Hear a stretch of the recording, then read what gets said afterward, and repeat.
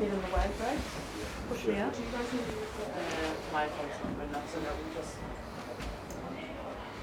Do you want to chuck mine in and I can drop that? I'll just help like this. You're recording, buddy. Yeah. Well, firstly, Vern, commiserations. I guess, how do you sum up a gut-busting match like that?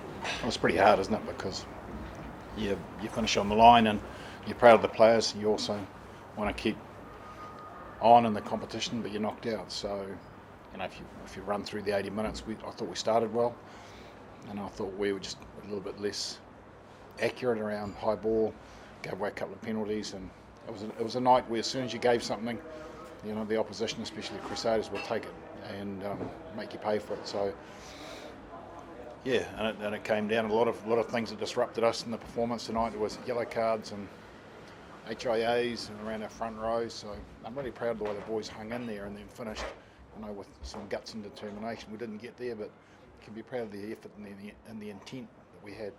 Just brought it up there, but how disruptive were those constant HIA niggles and also the cards? Yeah, they were. Well, they were.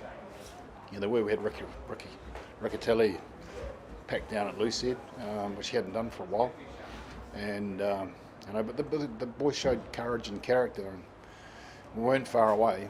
I think the penalty count was well and truly against us as well, which doesn't help, So one of those nights where it just doesn't work for you. Does it make it easier or harder as a coach to swallow a loss like this when it was as close as that? Yeah, I think it's pretty raw, straight away. So, you're immediately disappointed for the players because they put a lot into it, and it's been really enjoyed the last couple of weeks together. I think it's been a great couple of weeks. Well, the whole season's been good because we didn't get it easy. We had to work hard for everything. We couldn't keep the wind in our sails. We've been inconsistent, so it was constantly restarting. And in that restarting process, you learn a lot about your players and the leaders, and guys step up and take responsibility. So, really enjoyed it, and I think you saw that drive and determination at the end of the game. And we said early in the week that it may go to extra time, so we were reasonably comfortable if we'd scored and been able to play another 20-odd minutes. Big picture, Vern, how do you reflect on the turbulent run, and what was the turning point?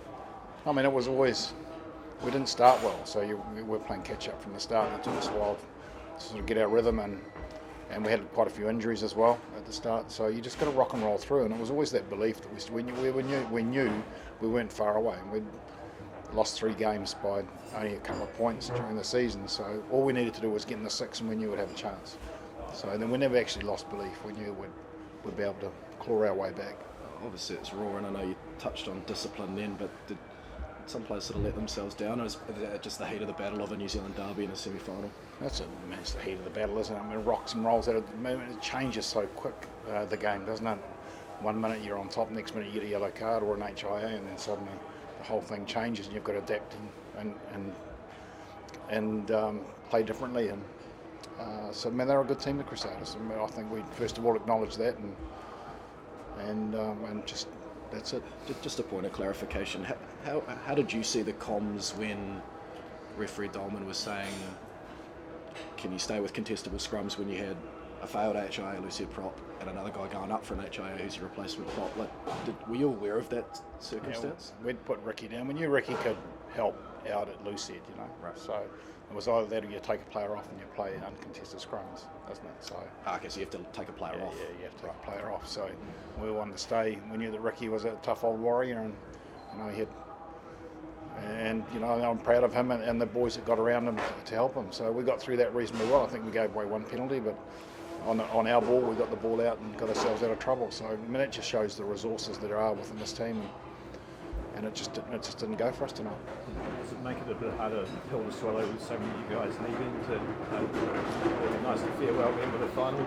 Yeah, I don't know. There's none of this fairy tale stuff, is there? It's about the here and now, and those guys have made a decision. This team,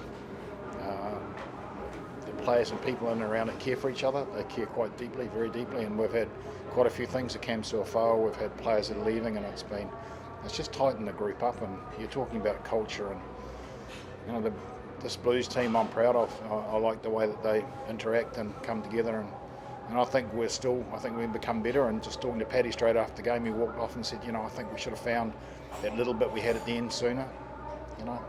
So little things you can take away and make sure that we start next year with feeling better. And we've got some really good young players that will replace these ones that are leaving, and we want to send them off. And I said to the media just before, last year when we played the final, 2 days later everybody was gone. This year I think we can have proper closure. I think we can sit down and do things right and send those players away that are leaving, and some of them may come back. Rico got the trial in Newton for the record too, so I suppose that's a good note for him. Yeah, well, nice if he'd got another one as well. But anyway, no, he did. That's good. Can I ask, at one stage there were 38 pick and goes by your side. Have you ever been in a match, Super Rugby level, in that intensity throughout the whole 86 minutes it was? It was relentless. And like I said, as soon as you took your eye off the ball or you lost a little bit of speed of thought or speed of action, you had to be first all the time, everywhere.